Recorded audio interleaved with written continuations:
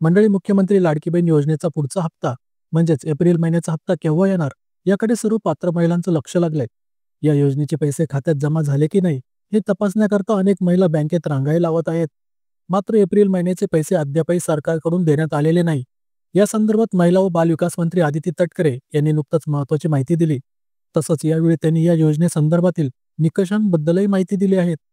माध्यमांशी संवाद साधताना महिला व बालविकास मंत्री आदिती तटकरे म्हणाल्या की एप्रिल महिना संपण्याच्या आधी पात्र महिलांच्या खात्यात मुख्यमंत्री माझी लाडकी बहीण योजनेचा लाभ वितरित केला जाणार आहे. पण यात आदिती तटकरे यांनी या संदर्भात कोणतीही थेट तारीख सांगितलेली नाहीयेत आणि महिना संपण्यास आता फक्त 8 दिवस उरले. त्यामुळे आता सरकारकडून पात्र लाडक्या बहिणींना पैसे कधी मिळणार? तर मिळालेल्या माहितीनुसार अक्षय तृतीयाला हा निधी वितरित केला जाऊ शकतो. 30 एप्रिलला अक्षय तृतीया आहे.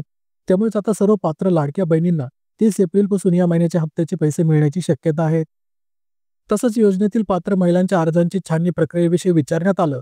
त्याला उत्तर देताना आदिती तटकरे म्हणाल्या की सुरुवातीपासून या योजनेसंदर्भात फार गैरसमज पसरवले गेले आहेत. 2.5 लाखांचे उत्पन्न असलेल्यांनाच हा लाभ मिळणार आहे. त्यात नवं काही नाही. लाडकी बहीण योजनेचा शासन निर्णयात हेच नमूद आहेत.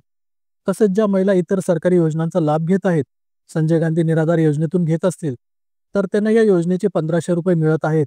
त्यामुळे तसंही त्या लाडक्या बहीण योजनेसाठी पात्र नाहीत. ज्या महिला नमो शेतकरी योजनेचा लाभ घेत आहेत त्यांना 1000 रुपये नमो शेतकरी योजनेतील मिळतील आणि इतर 500 रुपये लाडकी बहीण योजनेमधून मिळतील. हेच मूळ शासन निर्णयातही म्हटलं आहे, असं आदिती तटकरे यांनी स्पष्ट केलंय.